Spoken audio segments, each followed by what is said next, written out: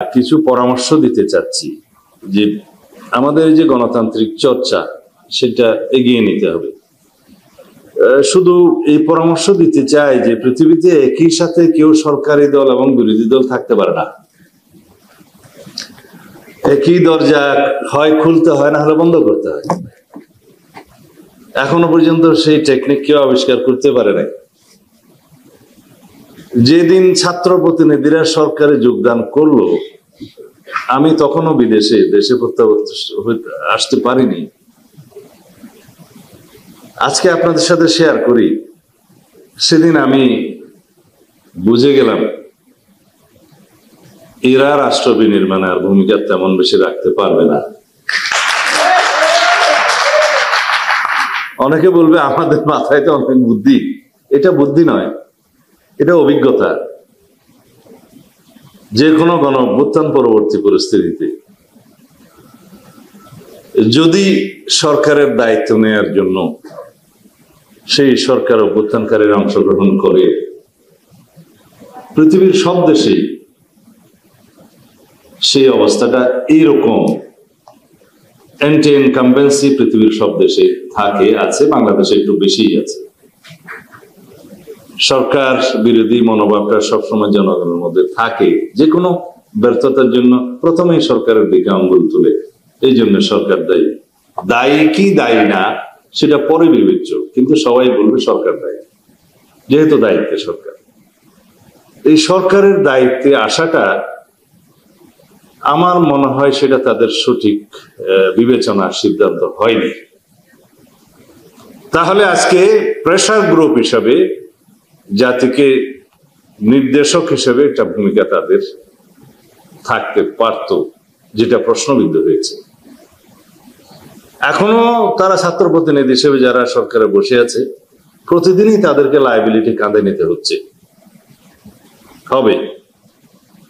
যাই হোক, ওদেরকে আমি সরে আসার জন্য আহ্বান নিজেরা জানালে তো হবে না, তাগিদটা নিজেদেরকে নিতে হবে। আর আমাদের কিছু কিছু ইতিহাস আছে পার্লামেন্টে। সেই পার্লামেন্টে অনেক সময় আমরা বলতে শুনেছি, যদিও ওই পার্লামেন্ট গুলোকে আমরা স্বীকৃতি দেই না, কিন্তু কিছু বচন, কিছু কাহাওয়াত এখনো রয়ে গেছে। একজন নেত্রী বলছিলেন, আর কি নামটা নেব কিনা, রোশনের সাথে বলছিলেন, মাননীয় স্পিকার আপনিই বলে দেন আমি সরকারি দল না বিরোধী দল।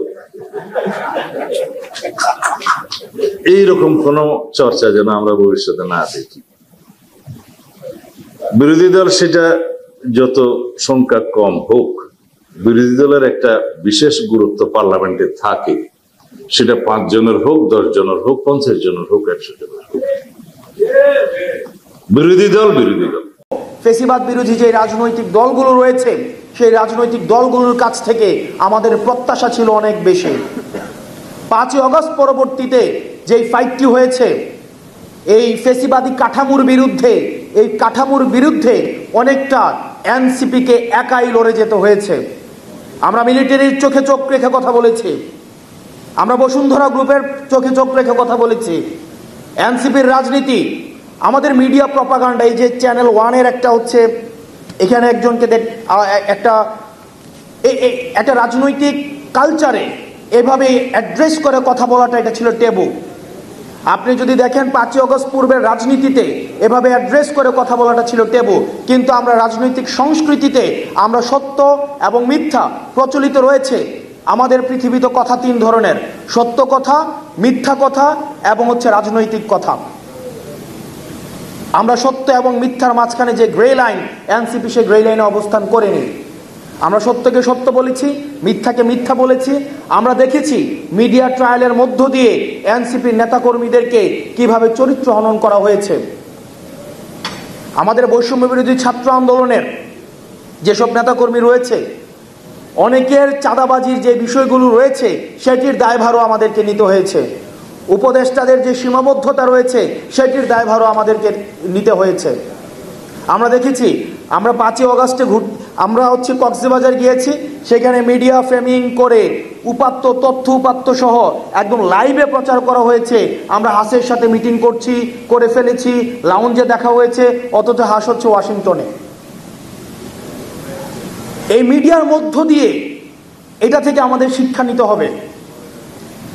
5ই অগস্টের পূর্ববর্তী সময়ে বিএনপির প্রত্যেকটা কার্যক্রমকে হত্যাযোগ্য কার্যক্রম হিসেবে সম্মতি উৎপাদন করেছে মিডিয়া।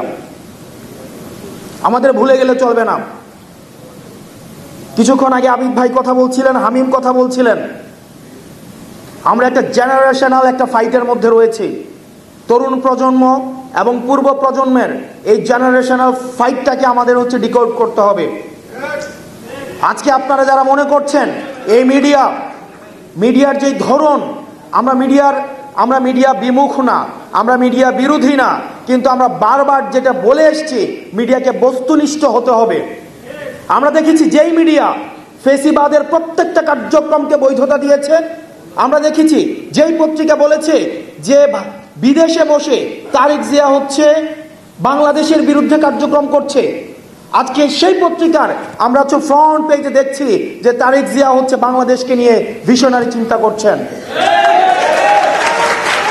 আপনি যদি এই